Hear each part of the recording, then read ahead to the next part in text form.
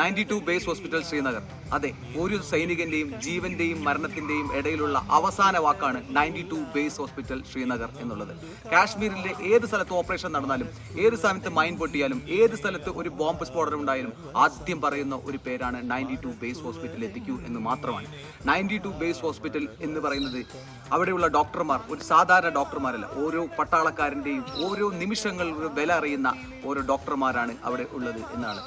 92 base ഹോസ്പിറ്റലിനെ കുറിച്ച് പറയുകയാണെങ്കിൽ 1980-കളിലാണ് 92 base hospital നിർമ്മിതമായത്. കാരണം കാശ്മീരിലെ തീവ്രവാദ ഓപ്പറേഷനുകൾ കൂടിയപ്പോഴാണ് 92 ബേസ് ഹോസ്പിറ്റലിൻ്റെ ഉത്ഭവം ഉണ്ടായത്.